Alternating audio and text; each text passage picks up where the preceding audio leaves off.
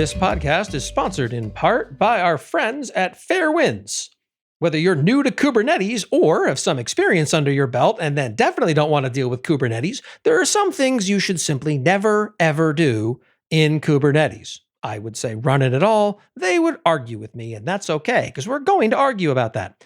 Kendall Miller, president of Fairwinds, was one of the first hires at the company and has spent the last 6 years making the dream of disrupting infrastructure a reality while keeping his finger on the pulse of changing demands in the market and valuable partnership opportunities.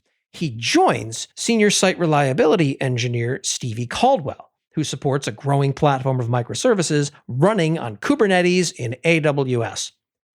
I'm joining them as we all discuss what dev and ops teams should not do in Kubernetes if they want to get the most out of the leading container orchestrator by volume and complexity. We're going to speak anecdotally of some Kubernetes failures and how to avoid them, and they're going to verbally punch me in the face. Sign up now at fairwinds.com/never. That's fairwinds.com/never. Welcome to the AWS Morning Brief. I'm cloud economist Corey Quinn, and today's episode is called What the Hell is Amazon Web Services? Because it seems that that's a hot topic lately. Let's dive in. Particularly in light of AWS CEO Andy Jassy ascending to the top role at Amazon, there is suddenly a spate of articles talking about Amazon Web Services, or AWS as it's commonly known. These tend to do a fair job when it comes to explaining what the hell AWS is, but they all kind of miss the mark in one way or another. Given that AWS was formerly relegated to mostly technical realms, it's starting to pop up an awful lot in mainstream media, whether it's for booting Parler off, or losing a bid to serve the Pentagon, or embroiled in some open source licensing thing that nobody understands or frankly should care about. It's getting increasingly hard to miss mentions of it. So this podcast is me doing my level best to attempt to explain AWS to folks who are fortunate enough to have jobs that don't require working with esoteric cloud computing concepts. You know, happy people. So let's talk about the origins of AWS. This is, in fact, the same Amazon as Amazon.com. The company that started off as, we're a bookstore, is nowadays, we're the freaking everything store company that is based in Seattle during better years. This year, they're based basically wherever employees happen to have sheltered. So roughly 18 years ago-ish, because this is ancient history in computing terms, Amazon had the weird revelation that if every product team they had spoke to one another via computer protocols instead of, English, it would be a massive competitive advantage. In 2006, this idea was rolled out to customers in the first iteration of a series of web services that upended the entire game. Before this existed, if you wanted to put up servers or big computers on the internet to host a website, you either had to buy a bunch of actual computers from companies like Dell or HP, or else rent them by the month from some other company. It was time-consuming, and it made getting a website up fairly expensive and also labor-intensive. Servers cost thousands of dollars each, the racks to hold them and the connectivity to the internet cost thousands of dollars a month, and the only other alternative was to rent these things from a variety of providers whose reliability was perceived to be fairly dicey. Before AWS came along, running your infrastructure for anything that was able to serve significant traffic could cost millions of dollars upfront in cash. And nowadays, it might still be $1 million, but it's spread out over time in the form of operating expenses. And you have a little bit more control over influencing how much you spend. That's the theory anyway. AWS's entire aim was to make the services that had previously only been available to large companies that had already made that investment available to basically anyone with a credit card, be it theirs or someone else's. This started off with basic services such as virtual computers, a storage service that would store data and then return it on request, and a couple of other services that aren't particularly germane to this conversation.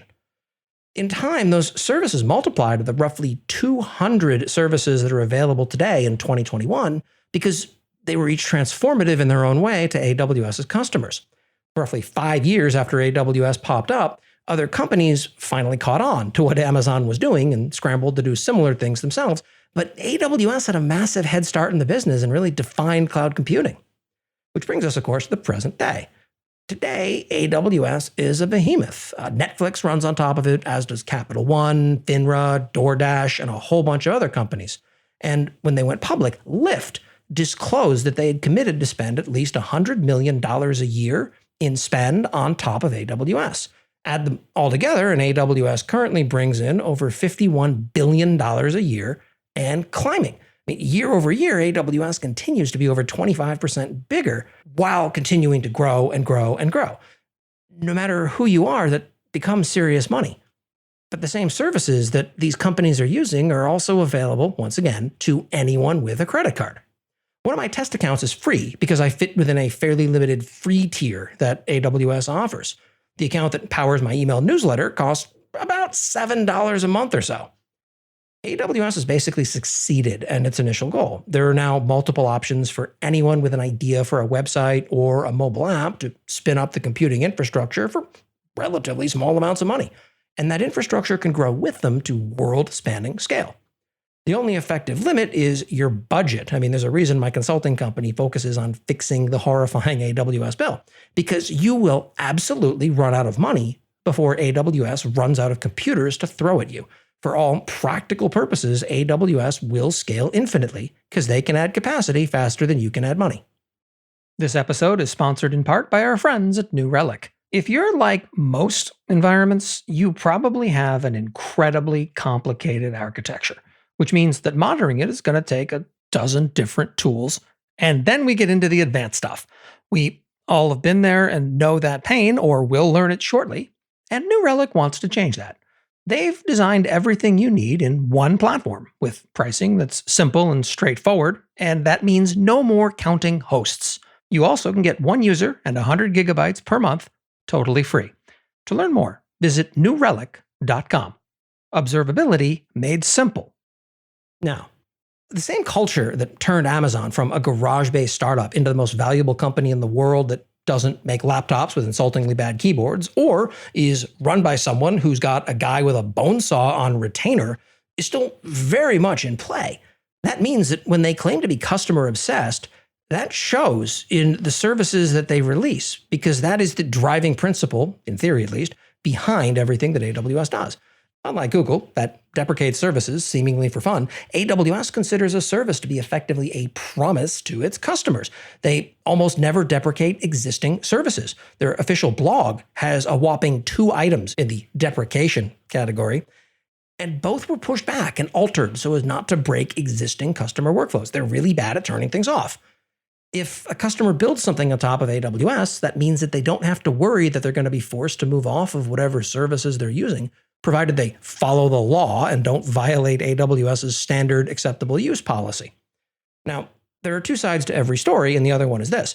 By never deprecating anything, AWS is now a veritable sea of different services that do all kinds of things, ranging from talking to satellites in orbit, to exploring quantum computing, to selling machine learning-powered race cars. And as a result, the services list is completely overwhelming to folks new to AWS's very vast ecosystem. The fault for all of this lies with Amazon. It's also a source of growing concern for basically every company that makes software. Is AWS going to release a new service tomorrow that stands to eat their lunch? To be very clear, I'm not suggesting that Amazon slow down the pace of innovation. No customer with a painful problem is ever going to have a request of, I wish my vendor would solve my problem more slowly. Instead, what really needs to change is how they tell stories around these services and how they align them to be a lot more discoverable by the people that the service was built to help. Now, this is all possible because Amazon's focus on small service teams operating nearly autonomously is alive and well. New service launches and updates to enhance the functionality of existing services become more and more frequent with time. My newsletter last week in AWS was my attempt to extract some signal from all the noise. When you consider Amazon through the lens of corporate structures, you may as well come to terms with the facts that, as compared to virtually any other company on the planet, Amazon may as well be an alien organism. They don't operate like other companies do. Product owners at Amazon are granted a surprising degree of autonomy, and while they're held to account remarkably firmly for service failures, unmet customer needs, and business goals, they're not micromanaged. This governance style is super hard to replicate, and it's not a fit for all employees. If you're listening to this and you think, wow, that sounds like a terrible place to work, that's okay. In many respects, I think the same thing. I don't work there. So there you generally have it, the basics of the AWS story. If you're interested in learning more about AWS and keeping tabs on what's going on at that company, sign up for my newsletter at lastweekinaws.com, or just yell at me on Twitter at QuinnyPig. I'm cloud economist Corey Quinn. Thanks for listening to me rant about where Amazon came from.